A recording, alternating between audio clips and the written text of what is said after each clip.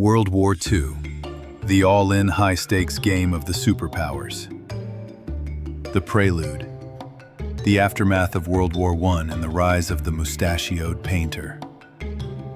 If World War I was a drinking party that turned into a brawl over an unfair split, its conclusion, the Treaty of Versailles, was like a bitter IOU that the winning side shoved in the face of the loser, Germany.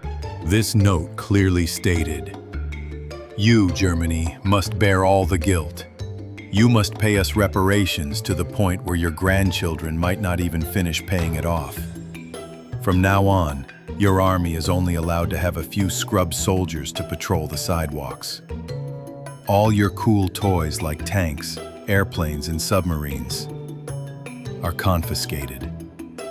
Your land along the rivers and coasts will take a little of that too, as a souvenir." In short, Germany was stripped clean, from its money to its honor. The entire country fell into a severe economic crisis, with hyperinflation so rampant that people had to use wheelbarrows to carry money just to buy a loaf of bread.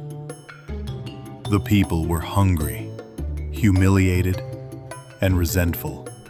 They felt as if the whole world had tricked them into a trap and then ganged up on them for a savage beating.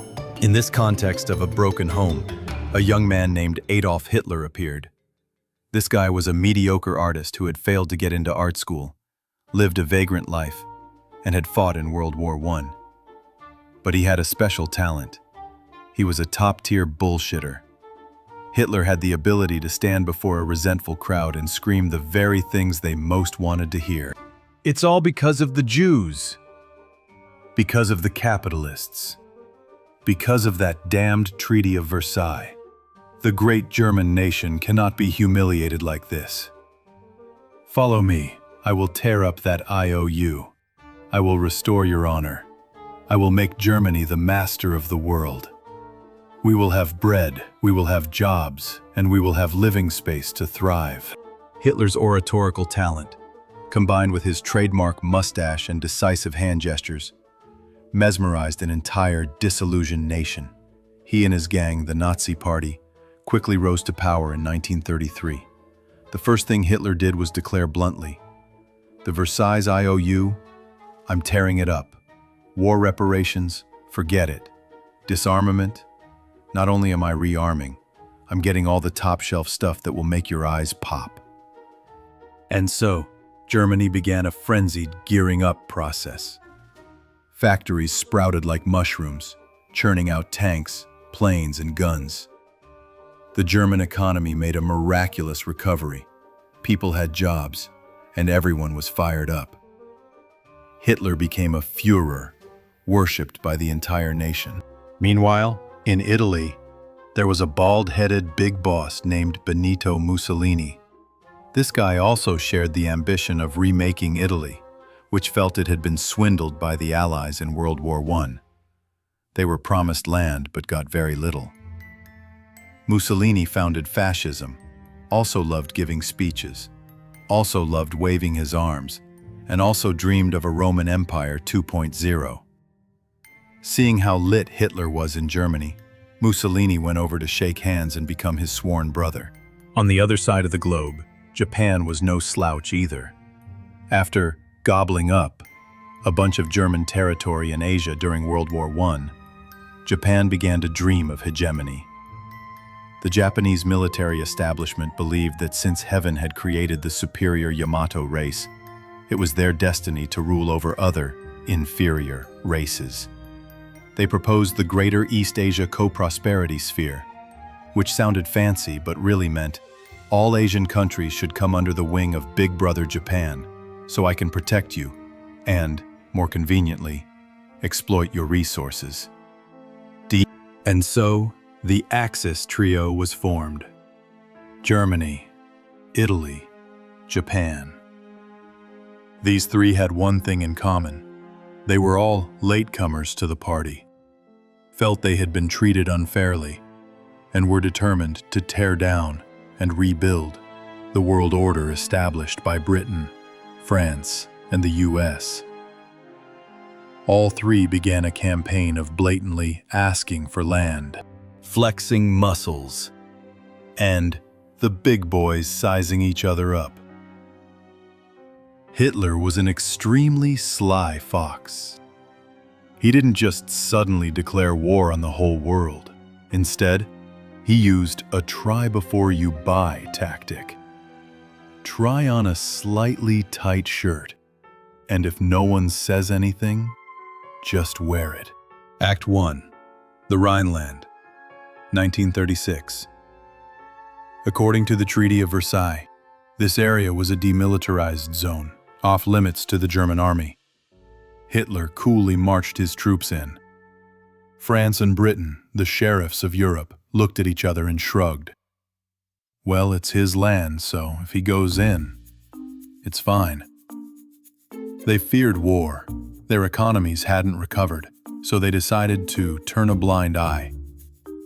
Hitler saw how easy it was and rejoiced inwardly. I thought they'd be tough, but they're just a bunch of cowards.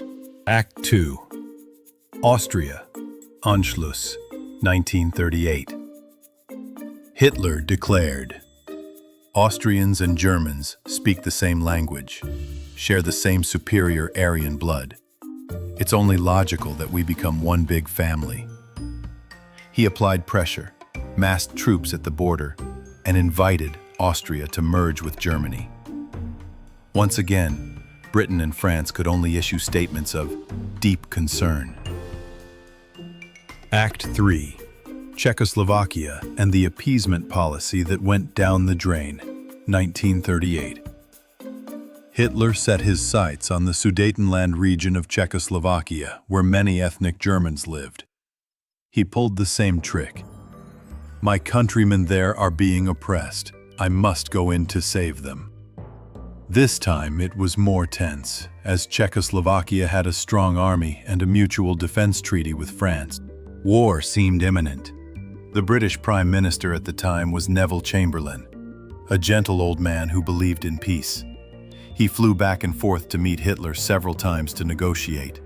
Finally, at the Munich conference, Chamberlain and France signed a paper agreeing to cut off the Sudetenland for Germany, in exchange for Hitler's promise that this would be his last territorial demand. Chamberlain flew back to Britain, waved the paper, and declared he had brought peace for our time. The British public cheered. But Winston Churchill, a tough old politician whom nobody listened to at the time, roared in Parliament. You were given the choice between war and dishonor. You chose dishonor, and you will have war. And Churchill was right. A few months later, Hitler swallowed the rest of Czechoslovakia, proving his promise was worth as much as toilet paper. The appeasement policy of Britain and France had utterly failed. They tried to feed the tiger a piece of meat hoping it would be satisfied, but it only made the tiger hungrier. The opening shot, the invasion of Poland, and a show of hands. After devouring Czechoslovakia, Hitler began to lick his lips and look towards Poland. He demanded the city of Danzig and a corridor connecting to East Prussia. But this time, Britain and France had seen the light. They declared they would protect Poland. If Germany touched Poland, they would declare war. Hitler scoffed. He knew Britain and France were spineless. But he still had one concern: the Soviet Union, the giant and unpredictable neighbor to the east. Fighting Poland and getting backstabbed by the Soviets would be a problem. And this is when the world witnessed one of the most stunning diplomatic U-turns in history. Hitler's Nazism and Stalin's communism had always regarded each other as cats and dogs, constantly insulting each other in the press. Suddenly, on August 23, 1939, the two sides signed a non-aggression pact, the Molotov-Ribbentrop Pact. The world was stunned, but the bigger shock lay in a secret protocol. Hitler and Stalin had quietly agreed to split Poland. Stalin was also free to deal with the Baltic states. It was like two rival gangs temporarily shaking hands to go rob a weaker neighbor's house. With his back covered, Hitler had nothing left to fear. On September 1st, 1939, the German army poured into Poland. This time, Germany didn't play the slow trench warfare game of World War I. They unleashed a brand new tactic called Blitzkrieg, lightning war. Blitzkrieg can be pictured as a heavyweight boxer's punch. First, the Air Force, Luftwaffe, would relentlessly bomb airfields, railways, and command centers, leaving the enemy blind, deaf, and crippled. Immediately after, thousands of tanks, panzers, would concentrate into spearheads, piercing the defensive lines at their weakest points and racing deep into the enemy's rear, encircling and cutting off army units. Finally, the infantry would move in to clean up the remaining forces. The Polish army, despite fighting bravely, was still using cavalry against tanks. As a result, they were completely overwhelmed. On September 3rd, Britain and France, though very reluctant, had to declare war on Germany to keep their promise. World War II had officially begun. 17 days later, while Poland was on its deathbed, the Soviet Union also sent troops from the east to claim its share of the spoils as agreed. Poor Poland was torn in two by two giants. The war in Poland was over in just a month. The Phoney War, and the classic ambush that made France weep. After the fall of Poland, people expected a massive war to erupt on the Western Front. But it didn't happen. For 8 months, from late 1939 to the spring of 1940, the German and French-British armies just sat in their fortifications, staring at each other across the border. Occasionally, they'd fire a few random shots or drop propaganda leaflets. This period was called the Phoney War. The French were very confident. They had built a super-fortified defense system along the German border called the Maginot Line. This line had concrete bunkers, underground fortresses, and even its own railway and air conditioning. The French believed the German army could never break through this wall of steel. They were right. The Germans didn't break through it. They went around it. In April 1940, Hitler lost his patience.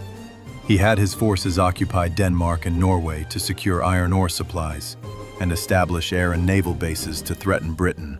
Then, in May 1940, the real nightmare began. Germany launched an all-out offensive in the west. But instead of slamming into the Maginot Line as France predicted, the main German tank spearhead went through an unexpected route: the Ardennes Forest. This was a dense, mountainous, and rugged area in Belgium and Luxembourg. The French High Command believed that tanks could not possibly pass through it. They were dead wrong. Thousands of German tanks sped through the forest, completely bypassing the Maginot Line and appearing behind the Allied forces. It was like building an impenetrable iron door at your front, while the thief sneaks in through the kitchen window you forgot to lock. The British and French armies stationed in Belgium were in deep shock. Their retreat was cut off, and they were pushed towards the coast, to a city called Dunkirk. The situation was critical. Over 300,000 Allied soldiers were trapped, their backs to the sea, facing the German army. It seemed they were about to be completely wiped out. And this is when Britain created the miracle of Dunkirk.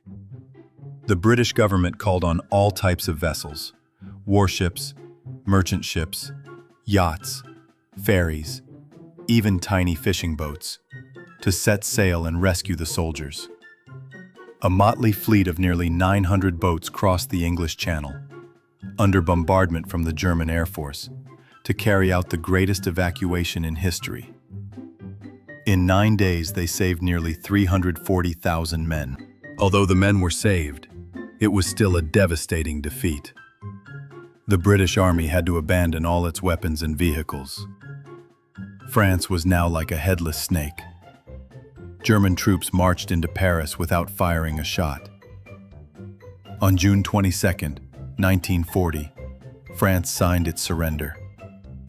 To add insult to injury, Hitler forced the French to sign the document in the very same railway car where Germany had signed its surrender in World War I.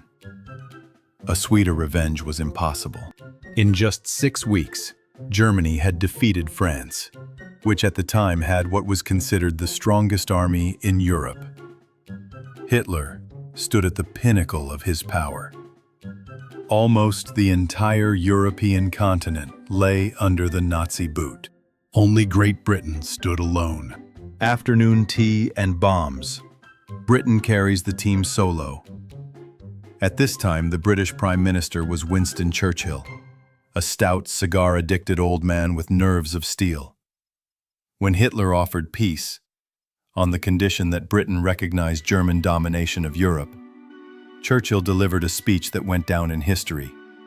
"We shall fight on the beaches. We shall fight on the landing grounds. We shall fight in the fields and in the streets. We shall fight in the hills. We shall never surrender." Hitler was furious.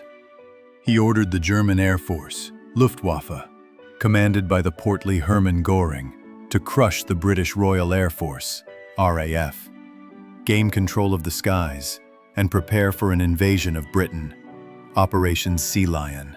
In the summer of 1940, the Battle of Britain began. Every day, hundreds of German bombers and fighters flew across the English Channel to attack British airfields, factories, and radar stations. The RAF, though outnumbered, had 3 major advantages. Radar. Britain's radar system was its magic eye, allowing it to detect German planes from afar and scramble fighters to intercept them at the right time and place. Home turf. If a British pilot was shot down, he could parachute to safety and return to the fight. A German pilot shot down would be captured. Superior aircraft. The British Spitfire and Hurricane fighters were extremely agile and a worthy match for the German Messerschmitt Bf 109. The air battle was incredibly fierce. Churchill praised the RAF pilots with an immortal line: "Never in the field of human conflict was so much owed by so many to so few." After weeks of failing to destroy the RAF, Göring changed tactics. He ordered his bombers to switch to attacking major British cities, especially London, to terrorize the civilian population. This campaign was called the Blitz. Night after night, air raid sirens wailed as London was engulfed in flames. People took shelter in the underground stations. But instead of breaking, the British spirit grew stronger. They cleared the rubble by day and braced for the bombs by night, with their famous "keep calm and carry on" attitude. Finally, Hitler realized his air force could not subdue Britain. The Luftwaffe's losses were too great.